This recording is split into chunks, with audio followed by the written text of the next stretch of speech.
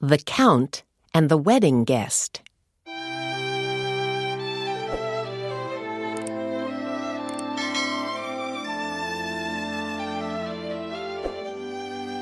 At dinner one night in the boarding house where Andy Donovan lived, near 2nd Avenue, his landlady introduced him to a new paying guest, Miss Conway. "Nice to meet you, Mr. Donovan," said Miss Conway quietly, and then she went back to her meal. She was an uninteresting young woman in a boring brown dress. Andy gave her a smile and forgot her at once. 2 weeks later, Andy was smoking a cigar outside the front door when he heard someone coming out. He turned to see who it was and was pleasantly surprised. There was Miss Conway, all in black from her head to her feet, with her bright gold hair, her gray eyes, and her sad face. She looked lovely.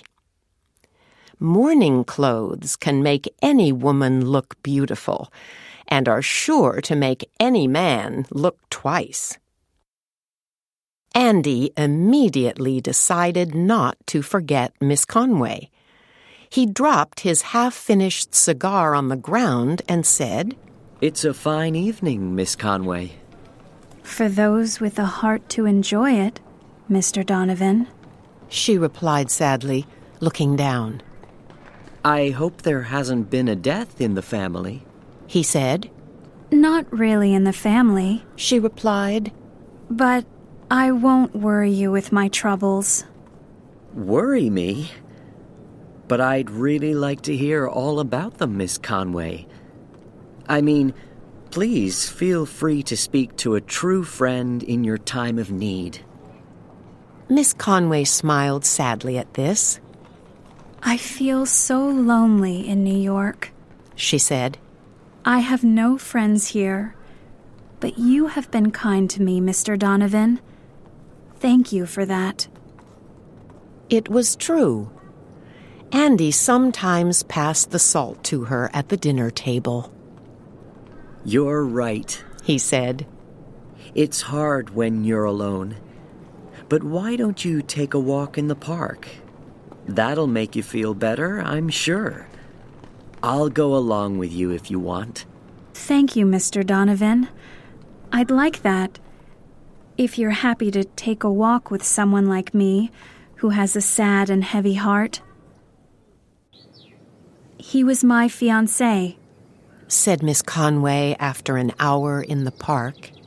"We wanted to get married. He was a real Italian count with a big old house in Italy. Count Fernando Mazzini was his name, and he was a great dresser. Father didn't agree to it, of course.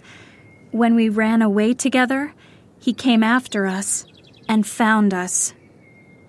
In the end, when he learned how rich Fernando was, Father agreed to a spring wedding. Fernando wanted to give me a wedding present of $7,000 for the dress, the flowers, the dinner, and all. But Father was proud and said no. So when the Count went back to Italy to get his big old house ready for us, I got myself a job in a candy store to help pay for the wedding. Then 3 days ago, I got a letter from Italy saying that Fernando was dead. It was a terrible gondola accident that killed him, they said. So that explains my mourning, Mr. Donovan. I'll never forget Fernando, you see. And after losing him, I'm afraid I just can't look at any other man." "I'm really sorry for you," said Andy. "And I'm your true friend. I want you to know that." "I have his picture here in my locket," said Miss Conway tearfully. "And because because you're a true friend, Mr. Donovan, I'll show it to you. For some time, Andy studied the photograph in the locket that Miss Conway opened for him. The man's face was young, bright, and clever. It was the face of a strong man that other people are always ready to follow. I have a larger photograph in my room, said Miss Conway. I'll show you later. They're the only things that I have of Fernando now, but he'll always be in my heart. Andy decided there and then to try to win Miss Conway's heart from the Count.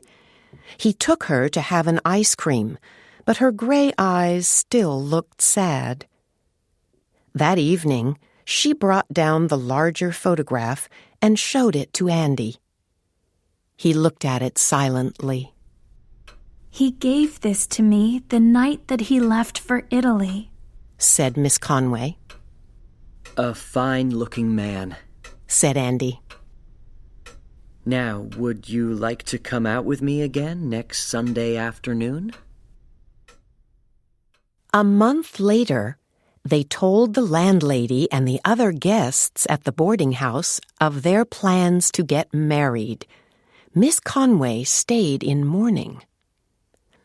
A week after that, they were sitting in the park near the boarding house. Andy's usually smiling face was dark with worry, and he was strangely silent. What's the matter, Andy? asked Miss Conway.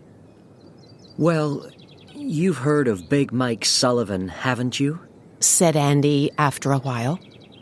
No, I haven't. Who is he?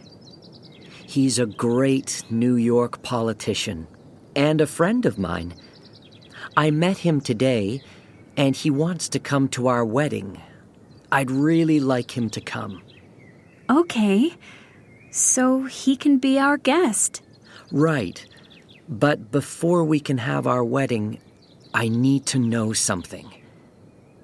Do you still prefer Count Mazzini over me? Suddenly, Miss Conway started crying. Oh, Andy, there never was a Count.